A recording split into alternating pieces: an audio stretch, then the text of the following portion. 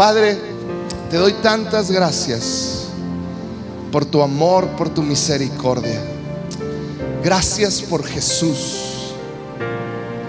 Espíritu de Dios, que hoy podamos absorber tu palabra en nuestro espíritu. Háblanos, rétanos, transfórmanos. Que podamos ser transformados por tu palabra. Espíritu Santo, haz una obra profunda en cada uno de nosotros. En el nombre de Jesús. Amén y amén. No sé si te ha pasado a ti. Vamos a continuar, antes de iniciar, con la cuarta parte de nuestra serie Cultura de Reino. Y hoy vamos a hablar dos cosas que van unidas y que todo cristiano necesitamos vivir de esta manera. No sé si te ha pasado que en alguna ocasión te has sentido capaz de hacer algo. Es más, te sientes, tú dices, no, esto lo hago papita, ¿verdad? O sea, lo vuelvo a hacer y no hay ningún problema. Pero cuando lo haces, fallas miserablemente. Y una vez ya lo habías hecho, pero la segunda ocasión no funcionó. En una ocasión, cuando yo tenía 23 años, hace como 3 o 4 años atrás, en el grupo de jóvenes había una competencia que les llamábamos las mini olimpiadas. Y como en las olimpiadas la prueba madre de todas son los 100 metros planos, ¿verdad? Todos nos juntábamos a ver ahí los 100 metros planos. Y me acuerdo que esa ocasión yo iba a competir por mi reunión y estaba ahí, salimos y salgo corriendo. Y no lo vas a creer tú, pero gané el primer lugar. Estás viendo al hombre más rápido del 72, algo así, no tan atrás. Pero gané y era una sensación de soy el más rápido de todo el grupo. Y ahora sí. Pasaron 13 meses para refrendar mi título. Un año después y un mes fue de nuevo la mini olimpiada. No más que en esos 13 meses pasaron algunas cosas. En esos 13 meses me casé. Y me han platicado aquí algunos casados que ellos casaron y engordaron un poquito. Y creo que eso pudo haber pasado en mi persona también. Dejé de hacer varias cosas que hacía. Y recuerdo que un año, 13 meses después, estaba ahí en la salida, esperando salir para competir y refrendar mi título. Dentro de mí, te lo digo con todo mi corazón, había la total seguridad de que iba a ganar. No iba a ganar, los iba a aplastar. Yo estaba totalmente convencido porque volteé a ver, los veía chiquillos y decía, estos flaquillos ¿a poco me van a ganar? Yo dije, ahorita van a ver, les voy a enseñar lo que es un verdadero velocista. Y me acuerdo que estamos ahí, suena la pistola, ¡pah! Y salimos corriendo. Empiezo y salgo corriendo y empiezo a ver algo diferente. Empiezo a ver la espalda de los demás. Y dije, algo está mal, no. Entonces los empiezo a ver que se empiezan a alejar de mí. Y alejar de mí. Y yo dije, no, yo soy el campeón. Entonces dije dentro de mí, voy a meter turbo, ¿no? Dije, ahora sí van a ver. Entonces dentro de mí, ¡pum! Dije, ya, turbo. Y no funcionó el turbo. Y cada vez los empiezo a ver más lejos y más lejos. Y yo, dentro de mí, en 5 segundos ya estás deprimido y llorando por dentro. Y dices, ¿qué pasó? Hice lo que todo atleta de alto rendimiento y buen competidor haría. Me lesioné. Hice como que me lesioné y me salí de la carrera. Dije, bueno, ya por lo menos. Yo creí en mi corazón que como había ganado un año anterior, tenía toda la capacidad para volver a ganar. Lo malo es que cambiaron algunas cosas que no tomé en cuenta. Dejé de hacer algunas cosas que terminaron afectando y resulta que no era una fórmula secreta para ganar, simplemente el ser alto.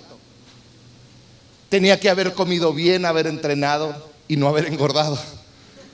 Por lo pronto esas 3 cosas hubieran ayudado mucho. Pero te platico esto porque muchas veces como cristianos, como seguidores de Jesús, nos engañamos a nosotros mismos. Nos sentimos muchas veces capaces de enfrentar situaciones difíciles o quizás situaciones imposibles en nuestras fuerzas. Nos sentimos con la capacidad de enfrentarlo porque Quizá en el pasado enfrentaste algo similar y viste que algo que hiciste funcionó y ahora lo quieres repetir. Es parte de nuestra vida el querer de alguna manera repetir situaciones que nos están afectando.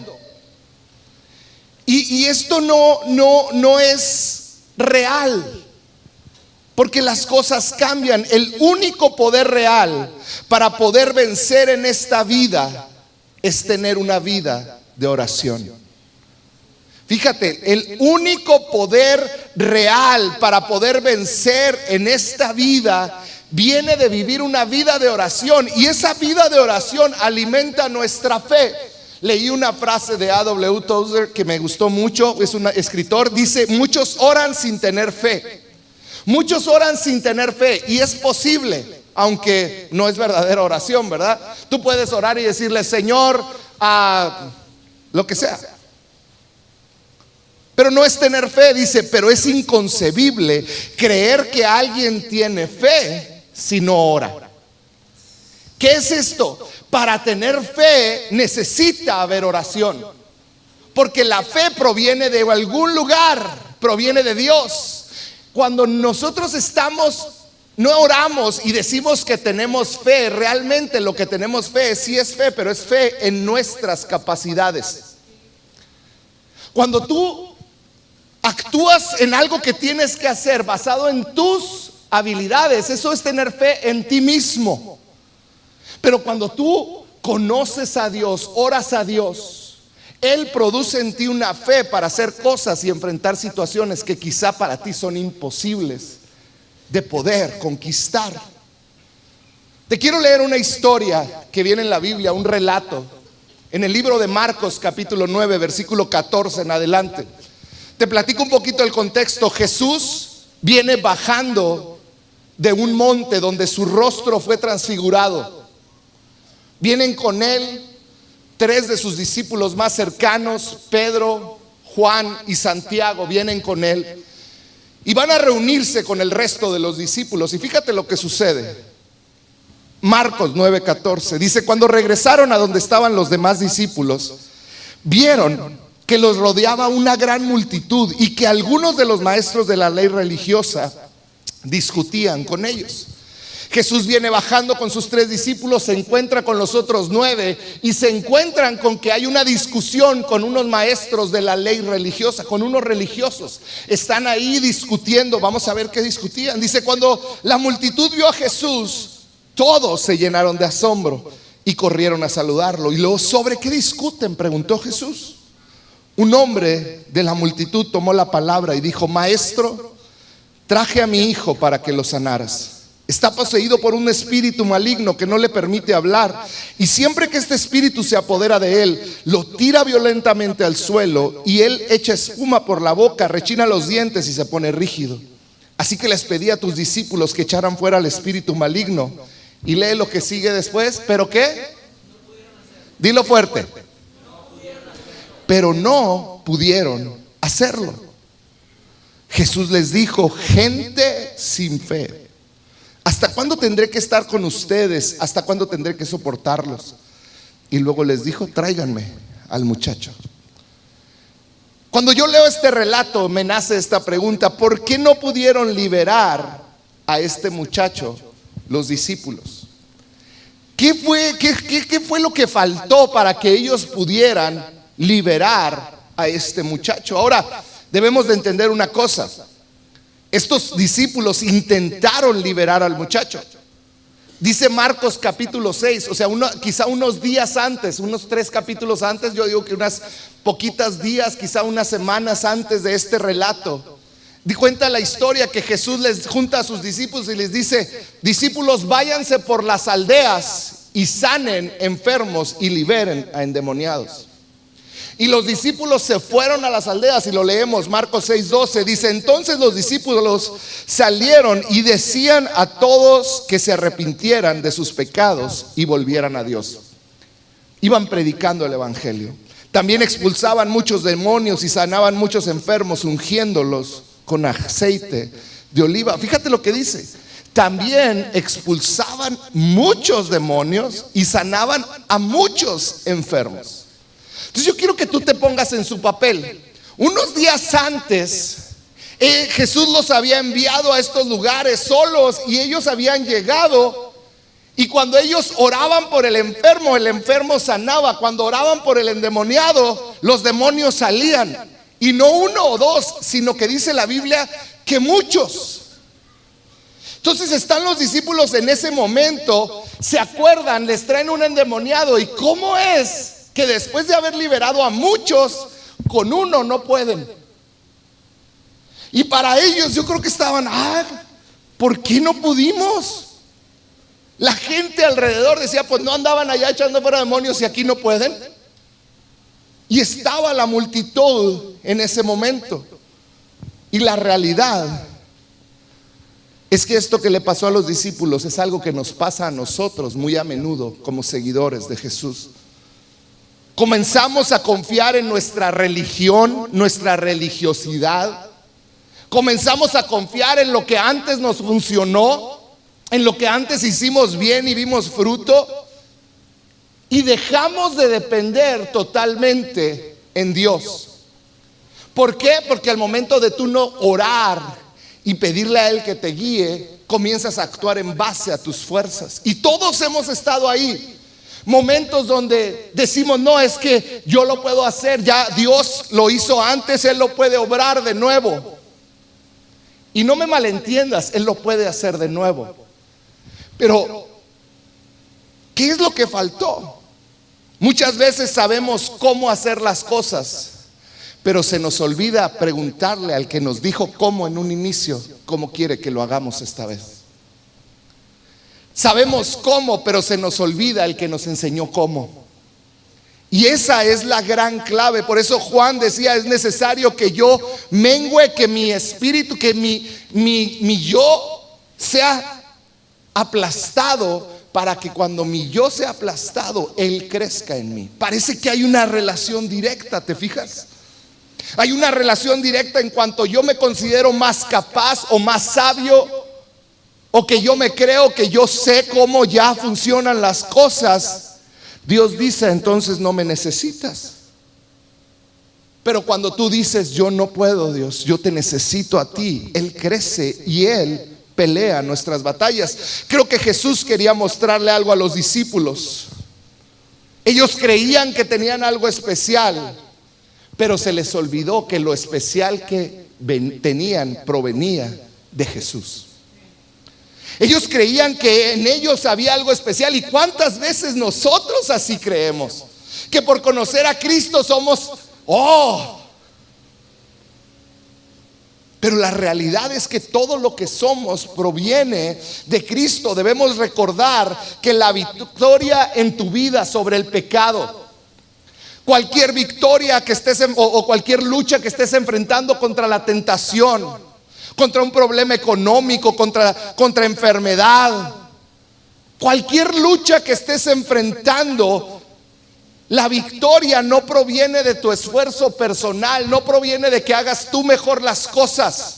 Nuestra victoria proviene de Cristo, proviene de Cristo Jesús, de creer en Él y pedirle a Él, sé tú en mí, ayúdame, guíame para saber cómo actuar en cada una de estas circunstancias que estoy enfrentando. Ahí viene la salvación, la respuesta. Sigue diciendo, volvemos al relato del muchacho y del padre. Después de que Jesús le dijo, traigan al muchacho, dice versículo 20, Marcos 9. Dice, así que se lo llevaron al muchacho. Cuando el espíritu maligno vio a Jesús, le causó una violenta convulsión al muchacho, quien cayó al piso retorciéndose y echando espuma por la boca. Fíjate lo que sucede.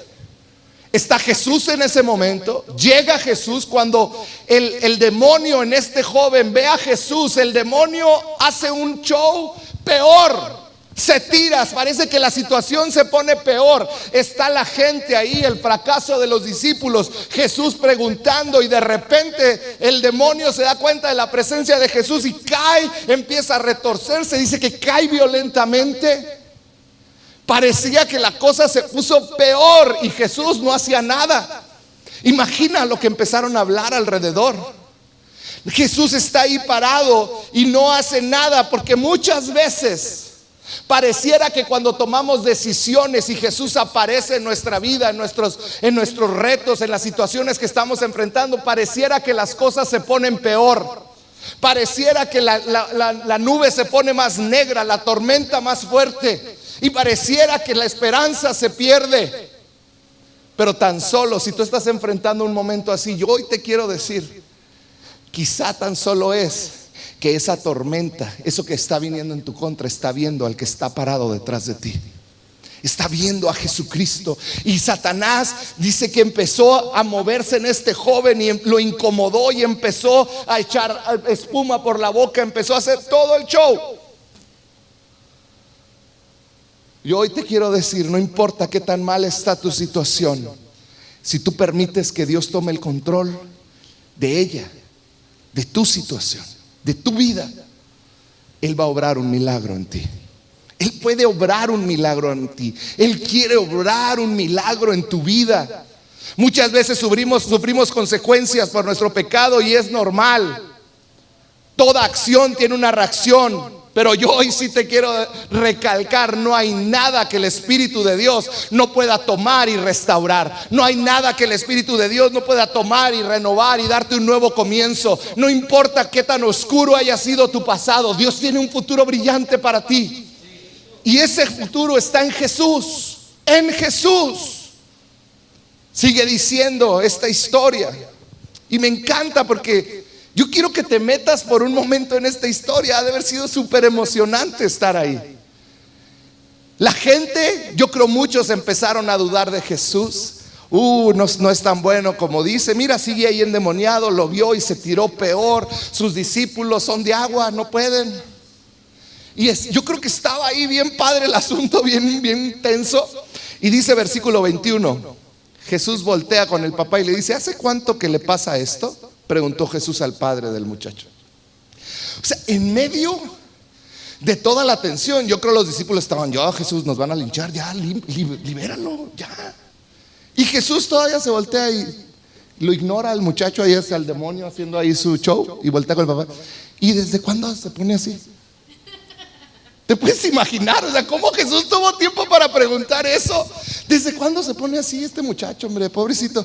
Y Jesús se pone tranquilamente a platicar como si él supiera lo que iba a suceder. Y él sabía lo que iba a suceder. Dice: desde que era muy pequeño, contestó él. A menudo el espíritu lo arroja al fuego o al agua para matarlo. Y fíjate las palabras del papá: ten misericordia de nosotros y ayúdanos si puedes. Te lo voy a volver a leer. Ten misericordia de nosotros y ayúdanos si puedes. Este hombre le dice: no sé si puedes o no. Yo creo que Jesús estaba: pues ¿qué le pasa a este? ¿Que no sabe con quién vino? Este hombre, es desesperante leer esto porque se acercó a la persona correcta para recibir el milagro correcto, pero tenía la actitud incorrecta. Te lo repito: este hombre se acercó a la persona correcta con la actitud incorrecta. Se acercó al único que le podía dar libertad a su hijo, al único, con la actitud de incredulidad en su corazón. Ni él mismo creía que Jesús podía liberarlo. Y uno puede decir: pues cómo está sonso este señor, ¿verdad? Pero la verdad, son tantas las veces que yo he estado ahí, viniendo al lugar correcto, cantándole a mi Jesús, pero con una actitud de incredulidad en mi corazón, con una actitud de decir: pues no sé si vas a poder. Ten misericordia de nosotros y ayúdanos si puedes. Como diciendo en juarense: si no puedes, pues me friego. Si puedes hacer algo, hazlo. Y si no, pues me la sigo dando aquí con este muchacho. ¿Cuántas veces hemos estado ahí? Esto es lo que más me impresiona, ¿sabes? que esta actitud de incredulidad no pasó por alto a los ojos de Jesús? ¿Sabías que Jesús se ofendió cuando este hombre le dijo, si puedes? Jesús se ofendió, y quizá me encantaría haber estado ahí para poder haber visto la reacción de Jesús y decirle, ¿cómo que si puedes? Versículo 23. ¿Cómo que si puedo? Le dijo. ¿Cómo que si puedo? Puedes ver a Jesús volteando con él. ¿Cómo que si puedo? ¿Que no sabes quién soy? ¿Cómo que si puedo? Preguntó Jesús. Y dijo, todo es posible si uno cree. Todo es posible si uno cree. ¿No es triste que venimos los domingos y cantamos a un Dios que tiene todo el poder? Cantamos un Dios que está lleno de misericordia, que podemos acercarnos por perdón y Él nos perdona. Y lo cantamos con el corazón. Cantamos de un Dios todopoderoso y creemos el domingo que Él es un Dios todopoderoso. Pero llega el lunes y dudamos. Dudamos que Él tenga todo el poder para librarme de mis problemas que enfrento día a día. Pero el domingo lo creímos, pero el lunes es más difícil. Y ni se diga el viernes. No, el viernes ya es de copas, dicen, ¿verdad? Creemos en su bondad los domingos, pero de repente dudamos de lunes a sábado cuando enfrentamos las situaciones difíciles de nuestra vida. Dudamos que Él me perdone el lunes que me equivoqué y la regué y cometí el mismo pecado. Y entonces decimos, no, ya no quiero ir a la iglesia porque no logro cumplir lo que Él pide. Dudamos que Él pueda proveer para nuestras necesidades, porque el domingo creíamos que Él era el todopoderoso proveedor de mi vida, y el lunes perdí el empleo, y entonces lo que canté el domingo ya no vale porque el lunes perdí el empleo. ¿Me explico? Y no es por apuntar un dedo, porque tres me estarían viendo a mí. Yo mismo lucho con esto en diferentes áreas de mi vida, igual que tú. No se trata, dice la Biblia, todo es posible, dijo Jesús, si crees. Creo que el problema está en que confiamos mucho en nosotros y muy poco en Él. Creo que el problema principal como cristianos no es que no creamos lo que su palabra dice. El problema es que creemos mucho en nosotros y muy poco en Él. ¿Sabes por qué? Porque la fe, ese creer, viene de la oración. Yo entiendo, tenemos que leer mucho la palabra de Dios, porque aquí va a ser revelada.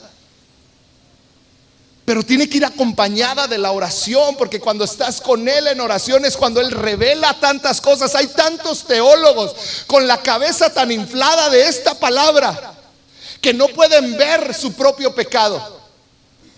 ¿Sabes por qué? Porque han preferido la letra que el espíritu.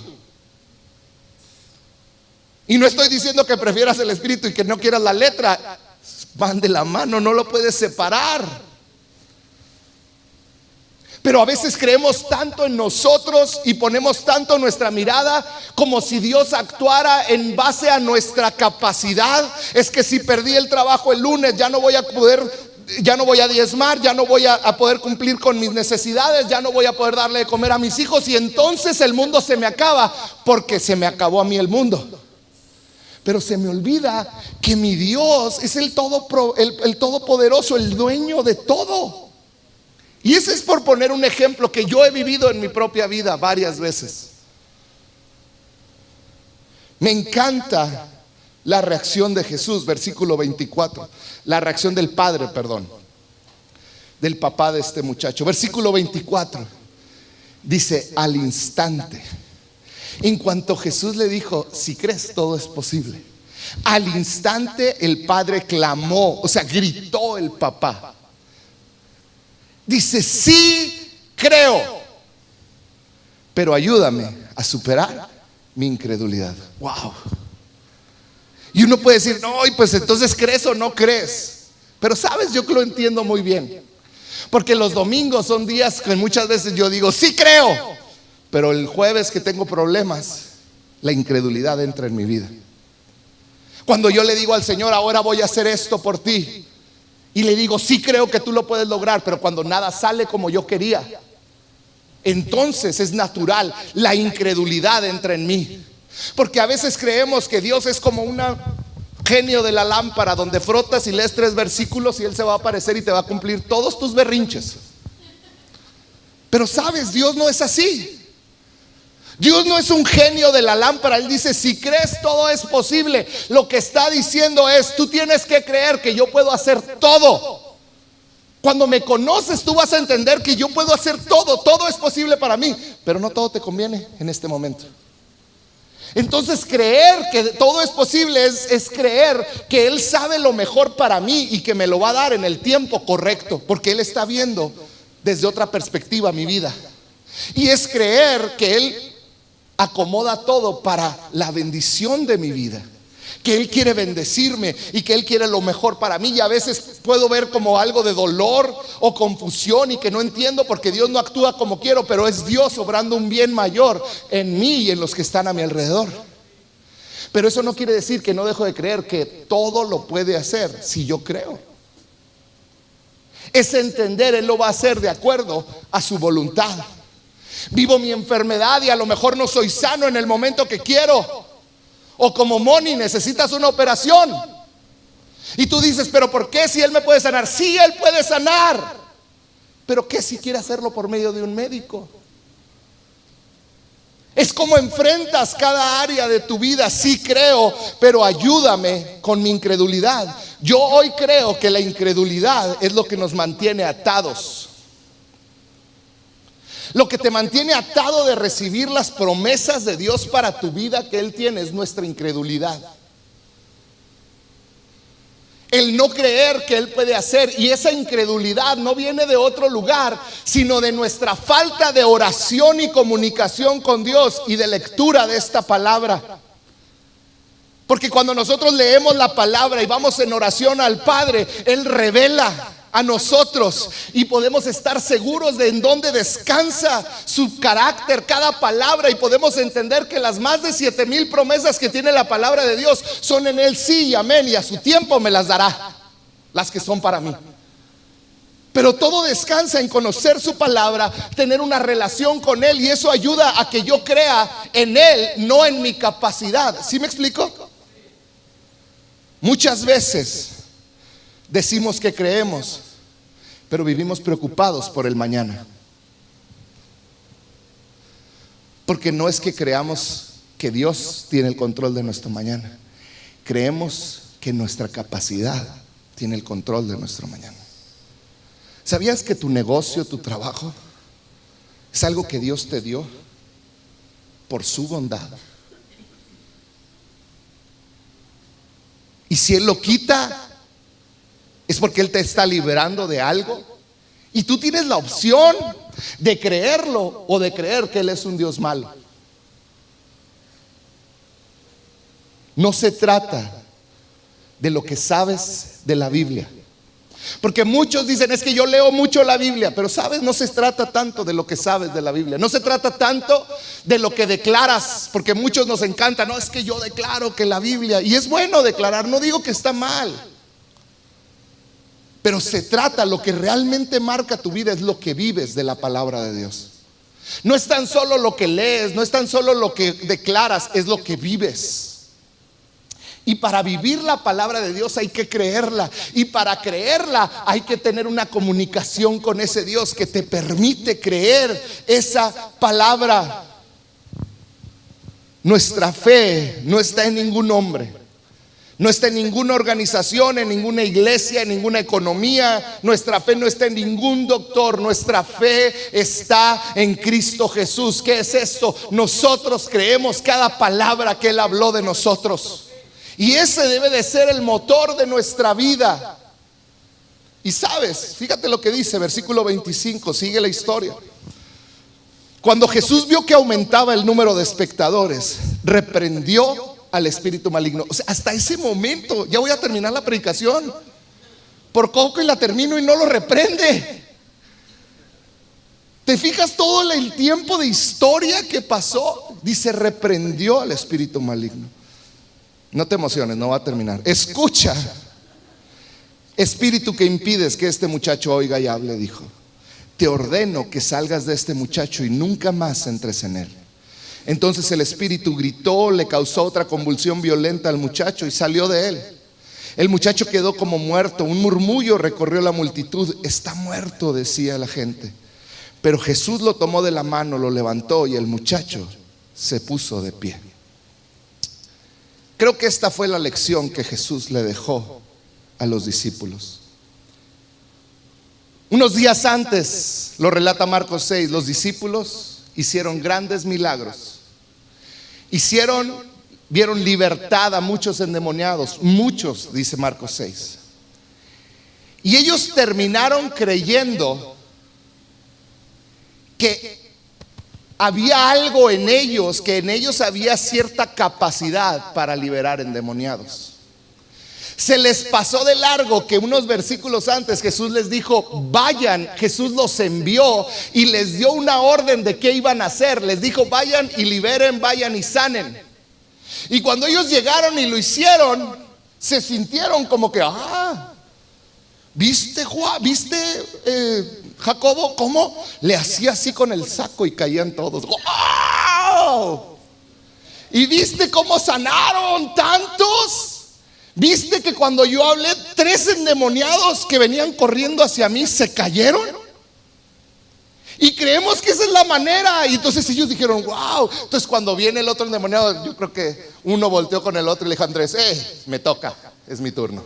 Y ándale que nada. Y a ver, no, pues tú dale, no, pues tú. Y de repente ahí viene, a ver Jesús, pues ¿qué pasó?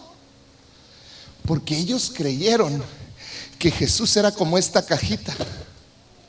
Y ellos recordaron, es que allá en aquel pueblo lo que hice fue que metí una tapa de un agua y funcionó. Pero también metí una grapadora negra chiquita, unas herramientas diminutas, un corrector, una cinta grande. Y muy importante, al final de todo metí una regla, guinda, rosita, con letritas, con centímetros, milímetros y pulgadas. Y muy importante, tenía una etiqueta que decía 2x1 en inglés. Lo metemos todo a la cajita y funcionó. ¡Pum! Se van los demonios. Se oye ridículo, pero eso es lo que hacemos muchas veces. La iglesia funciona así. Mi economía debe de funcionar, pum, pum, pum, porque así me funcionó antes. La vez pasada que estaba a punto del divorcio, hice esto y esto otro. ¿O a cuántos les gusta que por 15 años a diario te pidan perdón, mujer, llevándote una rosa? ¿Verdad que después de un año dices, ya, oye, cámbiale, dame aunque sea un crisantemo? Y creemos que así es con Jesús. No, metemos a Dios en nuestra cajita, al cabo que así va a funcionar. Es nuestra fórmula, lo movemos y ¡pum! Voy a obtener lo que quiero. Si ya lo hice una vez, lo puedo volver a hacer de nuevo. Se le olvidó que la autoridad venía del nombre de Cristo, no de ellos. ¿Y por qué lo digo? Fíjate, siguiente versículo, más tarde, cuando Jesús quedó a solas en la casa con sus discípulos, fíjate lo que le preguntaron estos, ¿por qué nosotros, quiénes? No pudimos expulsar ese espíritu maligno. No dijeron, ¿por qué Jesús no lo expulsaste por medio de nosotros? ¿De dónde creían que venía el poder para expulsar demonios? De ellos. Ellos dijeron, dije las palabras correctas y metí la regla al final y tenía la etiquetita de 2x1. Ellos dijeron, ¿por qué no pudimos expulsar ese espíritu? Pero qué brutos están, ¿verdad? Yo creo que Jesús volteó con ellos y les dijo, ay, qué bárbaros. Pero si soy honesto, son demasiadas las veces que yo he estado ahí, creyendo que Dios, porque lo hizo una vez de cierta manera, yo tengo la capacidad de ahora de hacerlo sin Él. Te platico varias historias verdaderas. Tengo muchos años aconsejando. Inicié aconsejando jóvenes. Cuando empecé a aconsejar jóvenes, recuerdo que se sentaban en mi oficina y escuchaba historias de terror terribles, que por dentro empezaba a asustarme y decir, ¿qué voy a decir? Muchas veces les decía, ¿me permites un minuto? Me levantaba, me iba corriendo a la oficina del pastor, me sentaba con él y le decía, por favor, dime qué le digo a este muchacho. No tengo ni idea. Me dijo esto y el pastor me ayudaba. Y regresaba yo así, no te preocupes, fui al baño, pero ya sé qué decirte. Y ya. Tiempo después resulta que ya no estaba ese pastor. Y me he enfrentado a estar frente a gente que me ha dicho cosas que están pasando muy dolorosas, cosas en las cuales no tengo la sabiduría, y es la realidad, para responderlas. Cosas tan dolorosas, tan personales, que sé que una palabra cualquiera mía no haría nada. Y muchas veces he estado, mientras estoy hablando quizá con alguno de ustedes, viéndolos a los ojos y por dentro pensando, Señor, rescátame. Por favor, dime qué digo. Espíritu Santo, por favor, dime qué decir. No tengo ni idea. Puedo ver el dolor en la persona, pero no sé qué decirle. Y de verdad, dentro de mí hay un clamor y una desesperación. Y cuando me toca hablar, de repente el Espíritu Santo empieza a hablar a través de mí. Y puedo ver fruto, arrepentimiento, cambio, perdón, sanidad. Y veo que pasan las semanas, los meses, y puedo ver el fruto, y es algo increíble. Pero te lo aseguro esto, como a los 2 o 3 días me encuentro en la misma situación, o quizá una semana después, con otra familia que vienen y me cuentan lo mismo que están viviendo. Y más de una ocasión he recordado, esto ya lo escuché y ya sé qué decir. Recuerdo que les dije que llevaran una cinta grande. Les dije que también necesitaban una grapadora chiquita, una herramienta. Necesitaban también un corrector y una tapa. Y muy importante, la regla con la etiqueta. Y termino y la gente se me queda viendo con una sensación de vacío. Y muchas veces he dicho, ¿por qué? Si dije exactamente lo mismo, oré exactamente igual por ellos, ¿por qué no veo fruto? Veo salir en ellos dolor y no veo fruto los meses siguientes. La respuesta es muy sencilla. La primera vez la hice confiando en que el Espíritu Santo, yo no tenía nada de poder si no era con Él. Y la segunda vez, como ya lo había vivido, confié en mi capacidad. Y yo no tengo capacidad de cambiar nada. ¿Cuántas veces actuamos en nuestra vida en base a lo que conocemos, a lo que ya vivimos, a lo que nuestra mente y sabiduría personal nos da? Y se nos olvida que debemos de actuar en base a lo que Él nos dice, a la autoridad que Él nos da. Tú no puedes esperar vivir una vida de fe si no tienes una vida de oración. Para poder caminar este camino y crecer en Él, necesitas orar, necesitas estar cerca de Él, porque la oración es lo que produce la fe para caminar como creyente. La oración es la que te va a dar esa fortaleza para creer que Él puede hacer todo y que para Él todo es posible. Y la fe te va a ayudar a comprender que a lo mejor no lo recibiste ya, pero Él lo puede hacer y lo va a hacer cuando sea apropiado. Y te va a dar una esperanza y te va a dar una fortaleza y te va a dar una paz, que vas a poder entrar a un quirófano, vas a poder entrar a la oficina de tu jefe, vas a poder entrar con tus papás, vas a poder entrar a donde quiera y vas a tener la paz de que ellos no dominan tu futuro. El que lo domina se llama Jesús y está en el cielo y te ama, eres su especial tesoro. Entonces, ¿a qué le debo de temer? Todo viene de conocer esta palabra y de orar para que esa fe crezca. Y fíjate cómo termina este relato. Versículo 29 dice: Jesús contestó: esa clase solo puede ser expulsada con oración. ¿Cuántos de nosotros necesitamos pedirle perdón a Dios por creer que nuestro esfuerzo personal es suficiente? Que nuestra sabiduría es la que nos guía, que nuestro entendimiento es el correcto. ¿Cuántos necesitamos pedirle perdón al Señor? Y quiero terminar haciéndote una pregunta. ¿Hay alguna área en tu vida en la que necesitas darle el control a Jesús? ¿Hay alguna área que le has negado el control y que estás sufriendo en esa área? Porque esto es lo más triste. A veces le damos todo a Jesús, pero le negamos una o dos áreas de nuestra vida.